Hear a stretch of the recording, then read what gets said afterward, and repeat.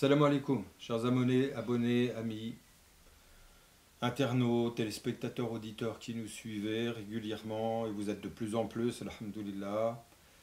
Merci de partager ces moments avec nous. Merci de prendre conscience que ce message est destiné à aider les musulmans comme les non-musulmans, à aider à nous connaître les uns les autres, car là aussi c'est une thématique sur laquelle on reviendra.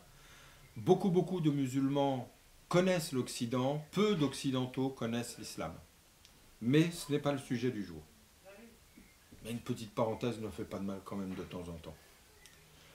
Aujourd'hui, je voudrais revenir sur une thématique qui me tient à cœur depuis un moment parce que je ne suis pas le seul à attendre autour de nous, de la part des notamment non-croyants, une argumentation qui fait finalement des ravages et que je voudrais démonter par la simple logique, c'est-à-dire que si Dieu était omnipotent, si Dieu était omniscient, si Dieu était si bon que ça, pourquoi notre monde va mal? Pourquoi y a-t-il autant de guerres? Pourquoi y a-t-il des catastrophes? Pourquoi, etc., etc., etc. Bon.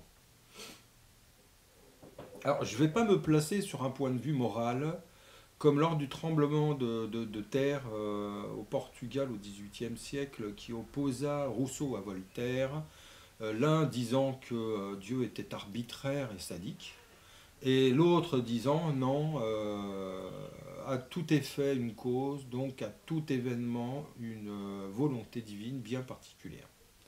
Alors je ne veux m'inscrire dans aucune des deux. Celle de Voltaire, plaçant Dieu comme un sadique et arbitraire, il est évident que c'est pour moi une impossibilité. Mais celle de Rousseau non plus. Pourquoi? Parce que ce n'est pas au niveau moral que je veux aborder la chose.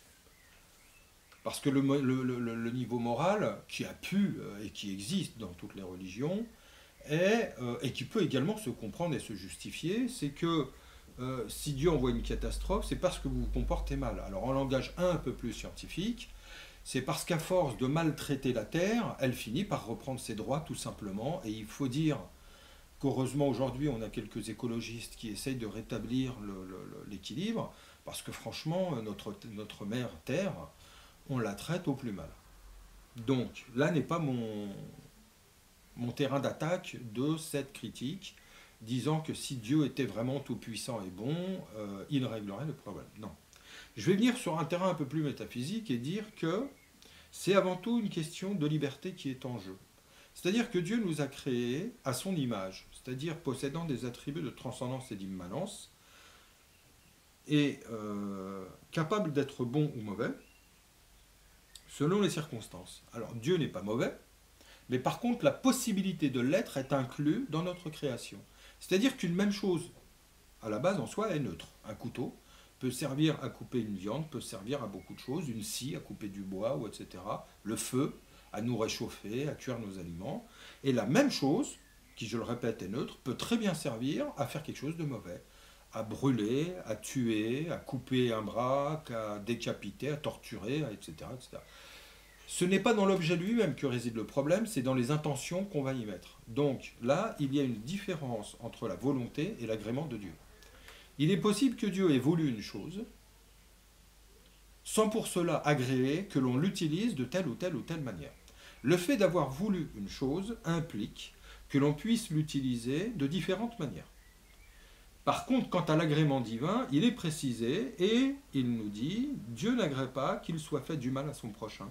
Dieu n'agrée pas que vous tuiez. Dieu n'agrée pas que vous voliez. Dieu n'agrée pas que vous convoitiez. Dieu n'agrée pas, etc. Dieu n'aime pas ceci. Dieu n'aime pas cela. Les prévaricateurs, les assassins, les voyous, etc., les vicieux, etc. » Maintenant, en tant que possibilité, oui, ça existe, mais ce n'est pas pour ça qu'on y est encouragé. Donc ça, c'est un premier point. Et ce point a pour objectif de préciser que lorsqu'un être est vicieux et mauvais, c'est parce qu'il le veut bien.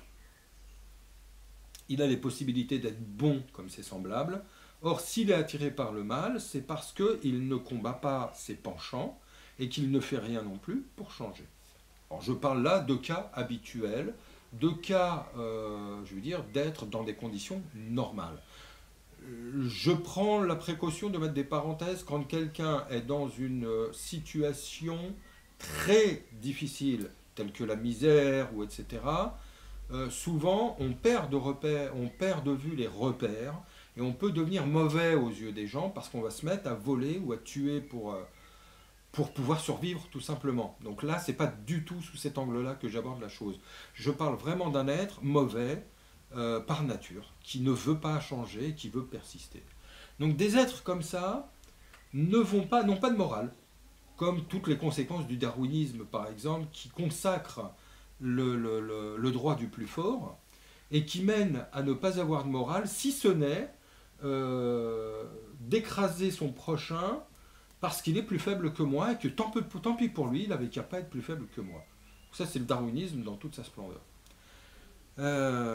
Donc aujourd'hui, et ce qui nous conduit à penser et même à affirmer que le nazisme n'est qu'une simple conséquence, comme l'eugénisme et le transhumanisme actuel, du darwinisme. Mais j'y reviendrai ultérieurement. Le problème est autre part.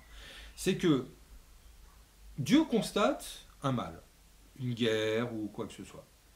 Pourquoi n'intervient-il pas? Parce que sinon on n'aurait plus de liberté. On serait des plantes vertes. Si à un moment donné on veut être capable de prendre notre destin en main et de jouir de ce qui est probablement le plus grand des dons que l'on a reçu, la liberté, El-Junaïd, un grand saint médiéval, disait « La plus haute station auprès de Dieu, c'est la liberté totale ». Si on veut en bénéficier et en jouir réellement, cela implique nécessairement que Dieu nous laisse tranquilles. Et qu'il nous laisse gérer notre vie comme on l'entend.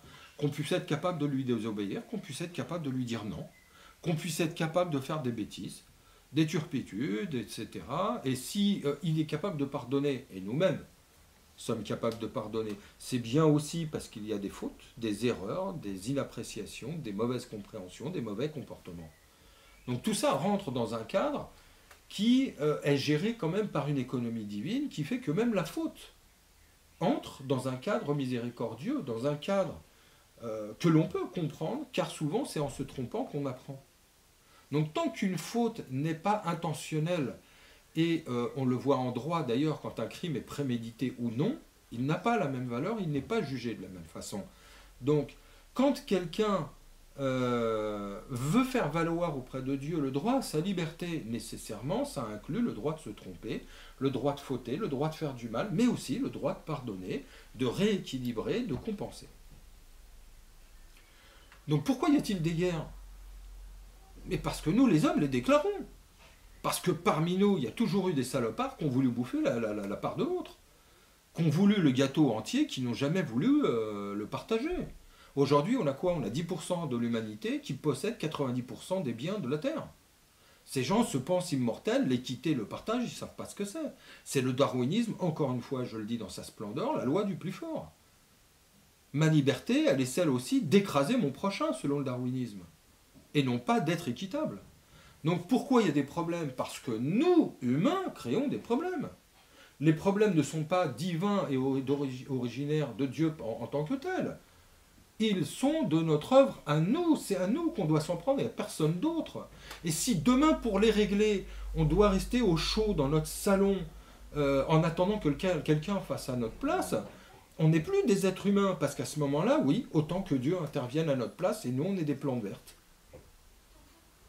Quelqu'un gérera à notre place. Alors, notre volonté, notre liberté, notre pouvoir d'agir, notre lieutenance divine sur Terre, c'est-à-dire notre représentation de Dieu sur Terre. Car l'homme sans être Dieu, l'homme est quand même divin. Il a des attributs et des capacités divins qui lui permettent d'être sur Dieu, sur Terre, comme un Dieu parmi la création. Il a le droit et il a justement cette fonction de la gérer, cette création. C'est comme si l'on mettait un gérant pour gérer une entreprise. Ce gérant a une marge de liberté, sinon il est gérant de rien du tout. Si on fait tout à sa place, il ne sert à rien. Ben nous, c'est exactement pareil. Alors après, me diriez-vous, pourquoi y a-t-il des catastrophes? Des tremblements de terre, des tsunamis, des ci, des ça, ça c'est quand même pas l'homme, etc. Alors là, je mettrai un bémol, si, ça peut très bien être l'homme aussi, car avec la manière dont il traite la Terre, à un moment donné, finit par... et là, on va sortir de tout aspect moraliste, la Terre est déséquilibrée. Les températures sont déséquilibrées, les courants des eaux sont déséquilibrés. Il y a des déséquilibres à tous les niveaux. Les températures sont déséquilibrées. Les sécheresses se multiplient. Les inondations se multiplient.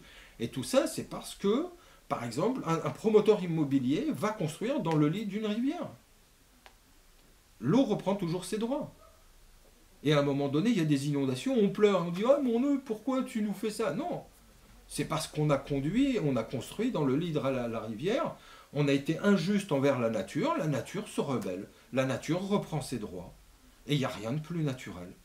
Et de surcroît, maintenant j'irai au-delà de toute justification empreinte d'un moralisme quelconque, c'est que comme le disait Aristote, notre monde est celui de la génération et de la corruption. C'est-à-dire qu'il est géré par une loi qui nous échappe et qui n'a pas été instituée par nous, êtres humains. Donc, quiz, qui l'a instituée? Je vous laisse répondre. Mais le souci n'est pas là, c'est que cette loi est là qu'on le veuille ou pas. On est, on meurt. Les choses connaissent une évolution et une involution. Les choses connaissent un développement et connaissent une chute, connaissent comme toutes les civilisations, etc. C'est les lois de la nature, c'est comme ça. L'être humain, il naît bébé, il évolue, il devient adulte, il entre dans la plénitude de ses forces, et puis ensuite il se décrépit, il vieillit, il finit par mourir. Alors franchement, qu'il meure à 100 ans ou à 500 ans, ça ne change rien, la loi ne sera pas changée. Hein, le transhumanisme, c'est encore qu'une illusion. C'est une loi qui répond aux conditions de ce monde. C'est-à-dire que si demain, pour X raison, on trouvait le moyen de vivre 600 ans, eh bien, au bout d'une génération, on ne serait pas 7 milliards, on serait 25 milliards sur Terre.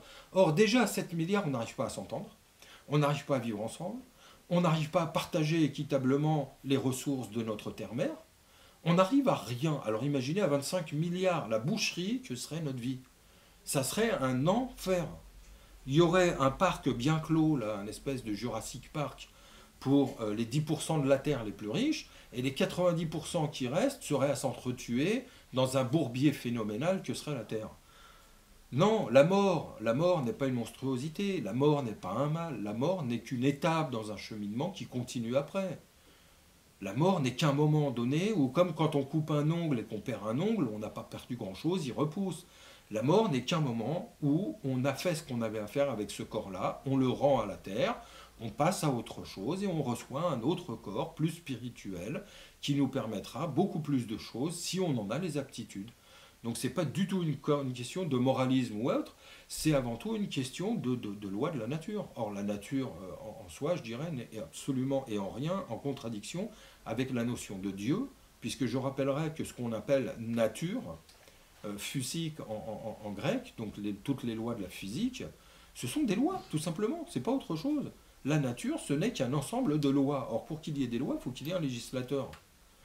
Donc, ce législateur a posé des lois. Notre but n'est pas de les contester, mais de les comprendre. Parce que de toute manière, de les contester, ça changera absolument rien du tout. Donc, la notion de l'islam, dans le mot islam, il y a également dans la racine, on retrouve un dérivé qui est le taslim. Le taslim, c'est quoi? Le taslim, c'est de lâcher les rênes, de laisser les chevaux faire leur route, de se remettre en confiance et de se dire, voilà, il y a un législateur, il y a des lois, c'est comme ça, je ne les changerai pas, et puis de toute façon, je n'ai pas intérêt à les changer car elles sont au mieux. J'ai simplement à les accepter, à m'y adapter, et surtout à comprendre qu'elles ont tout un caractère miséricordieux, et qu'elles sont toutes là pour mon bien, et non pour l'inverse. Donc, oui, il y a des malheurs, malheureusement, je vous assure, ils sont avant tout le fait de nos mains.